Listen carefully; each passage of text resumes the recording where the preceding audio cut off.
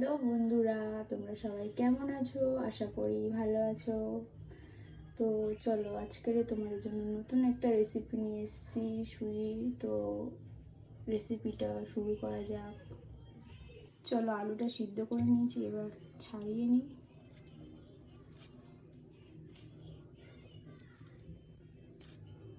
চলো, আমার আলুটা ছাড়ানো হয়ে গেছে। এবার আলুটাকে একটু মেখে রেখে দেবো। চলো, গ্যাস জ্বেলে দিয়েছি, অল্প সামান্য একটা তেল দিয়ে দিলাম প্যানের মধ্যে। তেলটা গরম, চলো আমার তেল এখানে অলরেডি অনেক গরম হয়ে গেছে। তো আমি এবার 1 কাপ মতন সুজি এখানে অ্যাড করলাম। এটাকে একদম লো ফ্লেমে ভাজতে হবে, যাতে পুড়ে না যায়। দেখো অনেকটাই লালচে লালচে ভাব এসছে, আর একটু হবে, ওই 2-3 মিনিটের মতো নেড়ে চেড়ে গ্যাসটাকে লো ফ্লেমে রাখতে হবে।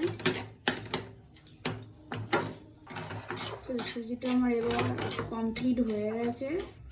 আর এবার অল্প পরিমাণে 1 কাপ মতন জল দিয়ে দেবো। আমি এখানে বাকি অ্যাড করেছি, তোমরা 1 কাপ কিংবা 1.5 কাপ জল এখানে অ্যাড করতে পারো, কোনো অসুবিধা নেই।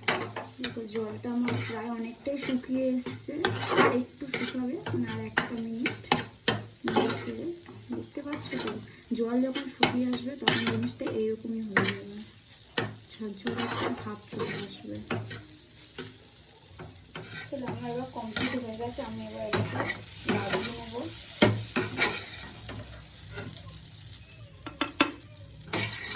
সুজিটা এখানে অনেকটাই তুলে নিয়েছি, দেখতে পাচ্ছ। এবার এটাকে একটু জড়িয়ে নেবো, কারণ মাখতে হবে তো, গরম অবস্থায় তো আর মাখা যাবে। চলো, প্যানের মধ্যে একটু সাদা তেল দিয়ে দিলাম। সাদা তেলটা গরম হয়ে গেলে সাদা তেল আমার অলরেডি গরম হয়ে গেছে। এটার মধ্যে দিয়ে দেবো কোচানো পেঁয়াজ।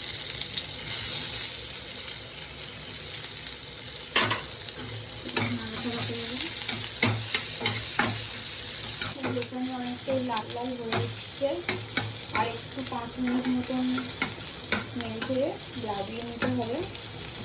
বেশি এবার তুলে নেব, প্রায় ভাজা হয়ে এসছে।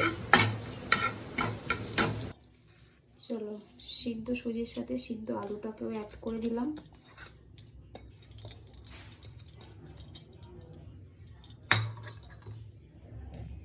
এখানেও ভাজা পেঁয়াজটাকেও অ্যাড করে নিলাম।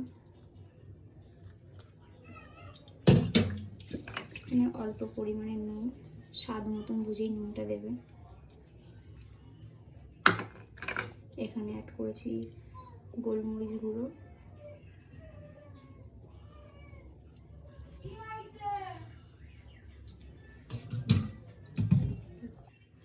এখানে আমি শুকনো লঙ্কা অ্যাড করেছি, আপনারা চাইলে কাঁচা লঙ্কাও অ্যাড করতে পারেন, শুকনো লঙ্কাও অ্যাড করতে পারেন, যে যেরকমই পারবেন। এটার মধ্যে 1 চামচ মতন সাদা তেল অ্যাড করতে হবে। এটাকে এবার মেখে নিতে হবে।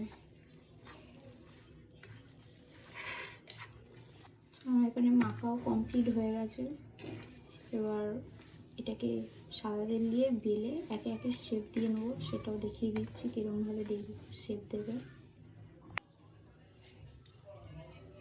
একটু সাদা তেল নিয়ে নিতে হবে, হাতের তেলাতে তেল দিয়ে একটু ভালো করে মাখিয়ে করে দিতে হবে।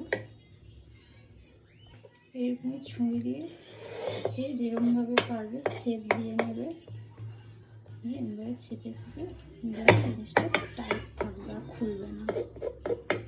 দেখুন, এরকমভাবে শেপ দিয়ে নেবে, দিলে জিনিসটা ভাজতেও ভালো লাগবে। গ্যাসটা জ্বালিয়ে নিয়েছি, এটার মধ্যে দিয়ে দেবো সাদা তেল।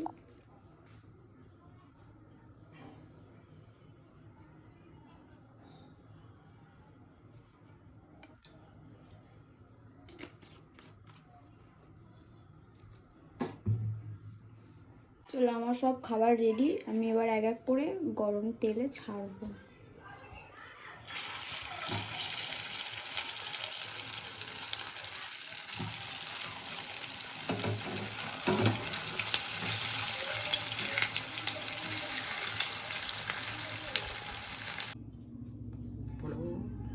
কাটো। চলো ভাজা হয়ে গেছে, এটাকে আস্তে আস্তে করে তুলে, চলো খাবারটা রেডি।